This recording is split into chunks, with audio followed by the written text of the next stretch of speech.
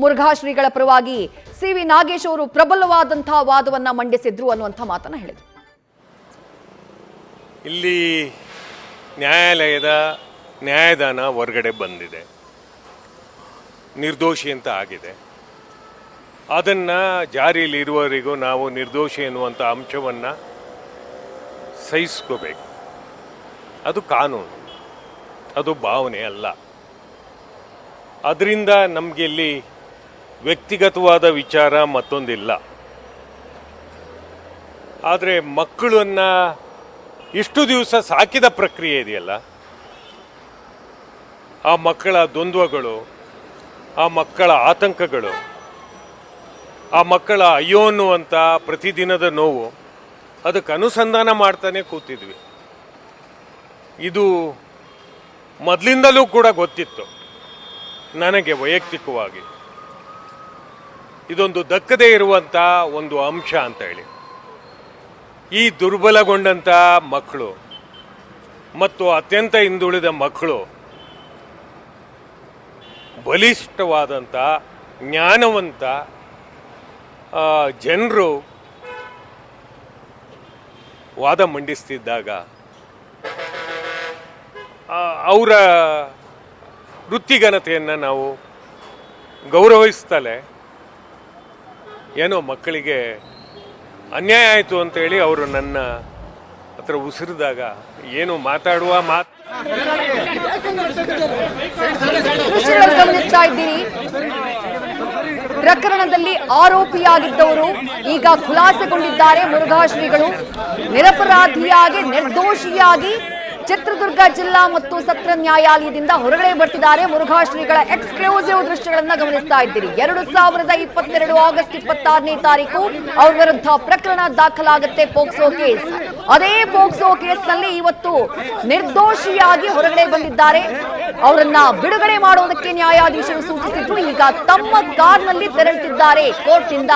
ನಿರಪರಾಧಿಯಾಗಿ ಮುರುಘಾ ಶ್ರೀಗಳು ಅಲ್ಲಿಂದ ತೆರಳ್ತಾ ಇರುವಂತಹ ದೃಶ್ಯಗಳನ್ನ ಗಮನಿಸ್ತಾ ಇದ್ದೀರಿ.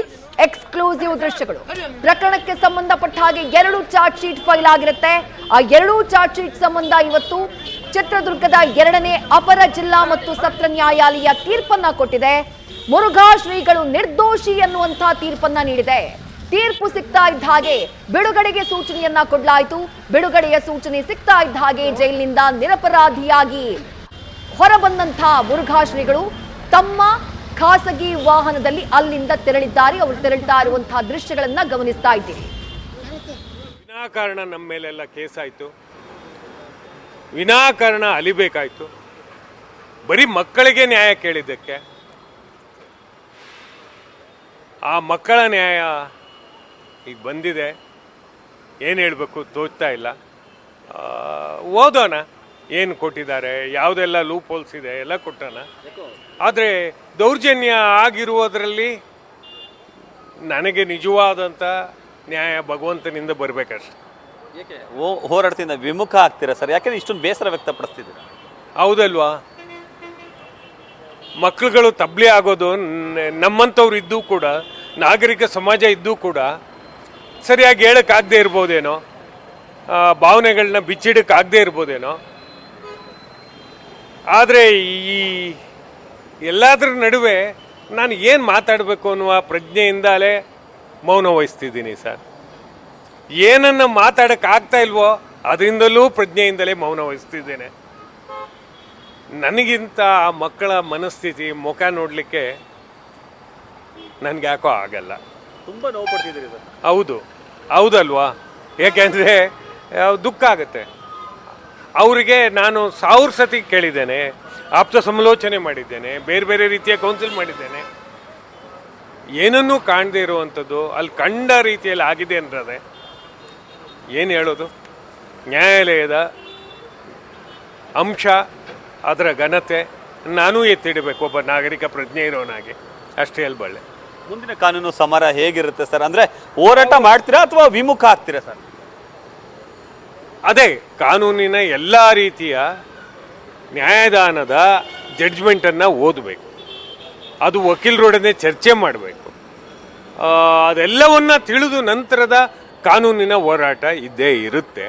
ಆದರೆ ಅವರ ಪೋಷಕರು ಮತ್ತು ಆ ಮಕ್ಕಳು, ಅದರಲ್ಲಿ ಕೆಲವರು ಪ್ರಬುದ್ಧತೆಗೆ ಬಂದಿದ್ದಾರೆ, 18 ಇಯರ್ಸ್ ಕ್ರಾಸ್ಡ್ ಒಬ್ಬರು, ಅವರೆಲ್ಲ ತೀರ್ಮಾನ ಹೆಂಗೆ ತಗೊಳ್ತಾರೆ ಅನ್ನೋದ್ರ ಮೇಲೆ ಮುಖ್ಯ ಆಗುತ್ತೆ. ಈ ಥರ ತೀರ್ಪು ನಿರೀಕ್ಷೆ ಮಾಡಿದ್ರೆ ಸರ್ ತಾವು?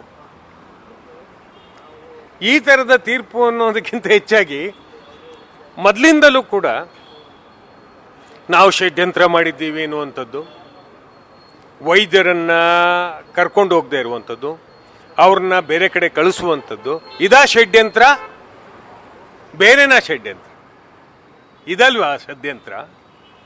ನಿಜವಾಗಿ ಹೇಳಬೇಕು ಅಂದರೆ ಇದು ಷಡ್ಯಂತ್ರ. ಅಂದರೆ ಈಗ ನೊಂದ ಮಕ್ಕಳಿಗೆ ನ್ಯಾಯ ಸಿಗೋದಿಲ್ಲ ಅಂತ ನಿಮ್ಮ ನಿರಾಶೆಯ ಸರ್? ನೊಂದ ಮಕ್ಕಳಿಗೆ ನ್ಯಾಯ ಸಿಗಲ್ಲ ಅನ್ನೋದಕ್ಕಿಂತ ಹೆಚ್ಚಾಗಿ ಇನ್ನು ದೇವರ ನ್ಯಾಯಕ್ಕೆ ಬಿಟ್ಟದ್ದು ಮತ್ತು ಅವ್ರಿಗೆ ಬಿಟ್ಟದ್ದು. ಅಂದರೆ ಸರ್ ಈಗ ಈ ಕಾನೂನು ತೀರ್ಪನ್ನು ಪ್ರಶ್ನಿಸಿ ಮೇಲ್ಮನೆಗೆ ಹೋಗುವಂಥದ್ದು ಆ ಥರದ್ದೇನಿಲ್ಲ ಅಂತಾನೆ ಸರ್ ತಾವು? ನಾನು ಹೇಳಿದ್ನಲ್ಲ ತಮಗೆ, ಈ ನ್ಯಾಯಾಲಯದ ವಿಚಾರಗಳಲ್ಲಿ ಏನು ಜಡ್ಜ್ಮೆಂಟ್ ಬಂದಿದೆ ಅದನ್ನು ನಾವು ಮೊದಲು ಗೌರವಿಸ್ತೇವೆ, ನಂತರ ಪೂರ್ಣ ಪ್ರಮಾಣದ ಓದನ್ನು ನಂತರ ಪಡೆದು ಆಮೇಲೆ ತೀರ್ಮಾನ ತಗೋಬೇಕು. ಯಾರು ಈಗಾಗಲೇ 18 ಕ್ರಾಸ್ ಆದಂಥ ಹೆಣ್ಮಗಳು ಮತ್ತು ಅವರ ಪೋಷಕರು, ಅವರಿಗೆ ಏನನ್ನ ನಾವು ಬೆಂಬಲವಾಗಿ ನಿಲ್ಲಬೇಕು, ನಿಲ್ಲೋಣ, ಅಷ್ಟು ಹೇಳಲಿಕ್ಕೆ ಇಷ್ಟಪಡ್ತೀನಿ ಸರ್. ಆ ಮಕ್ಕಳು ಈಗ ನಿಮ್ಮ ಸುಪರ್ದಿಲ್ಲ ಇದ್ದಾರೆ ಸರ್, ಅಂದರೆ ನಿಮ್ಮ ನೆರಳಲ್ಲೇ ಬದುಕ್ತಿದ್ದಾರೆ? ಹೌದು, ಅವರ ಕೆಲವು ಪೋಷಕರು ಕೂಡ ಆ ಮಕ್ಕಳನ್ನ ಕಾಪಾಡ್ತಿದ್ದಾರೆ ಮತ್ತು ಶಾಲೆಗೆ ಕಳಿಸ್ತಾ ಇದ್ದೇವೆ, ಕಾಲೇಜಿಗೂ ಹೋಗ್ತಿದ್ದಾರೆ. ನೋಡಬೇಕು ಯಾವ ರೀತಿ ತಗೊಂಡಿದ್ದಾರೆ ಅಂತ ಅನ್ನುವಂಥದ್ದು. ಅಂದರೆ ತಮ್ಮ ಮುಂದಿನ ನಡೆ ಇನ್ನೂ ನಿಗೂಢವಾಗಿದೆ, ಅಂದರೆ ಏನು ಮಾಡ್ತೀವಿ ಅಂತ ನಿಮ್ಗೆ ನಿಗೂಢವಾದದ್ದು ಪ್ರಶ್ನೆ ಏನಿಲ್ಲ. ಅವರ ಮನಸ್ಥಿತಿನ ಮೊದಲು ಸುಧಾರಿಸುವ ನಿಟ್ಟಿನಲ್ಲಿ ನಾನು ಯೋಚಿಸಬೇಕಾಗಿದೆ, ವಿವೇಚಿಸಬೇಕಾಗಿದೆ, ಅಷ್ಟು ಹೇಳ್ಬಾರ್ದು.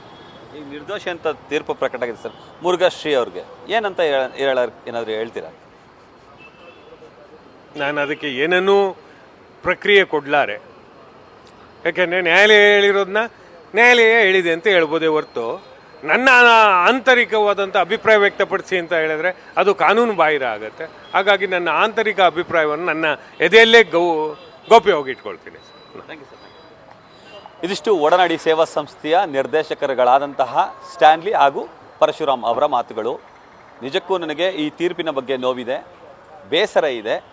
ಆದರೆ ಅಂದರೆ ಇದನ್ನು ನ್ಯಾಯಾಲಯ ನೀಡಿರುವಂತಹ ತೀರ್ಪನ್ನು ನಾವು ಗೌರವಿಸ್ತೀವಿ. ಮುಂದಿನ ಹೆಜ್ಜೆ ಕುರಿತು ಮಕ್ಕಳೊಂದಿಗೆ ಚರ್ಚಿಸಿ ತೀರ್ಮಾನ ಕೈಗೊಳ್ತೀವಿ ಅನ್ನೋ ಮಾತನ್ನೇ ಹೇಳ್ತಿದ್ದಾರೆ. ಕ್ಯಾಮ್ರಾಮನ್ ವಿನಯ್ ಜೊತೆ ರವಿ ಪಾಂಡವಪುರ, ನ್ಯೂಸ್ ಫಸ್ಟ್, ಮೈಸೂರು.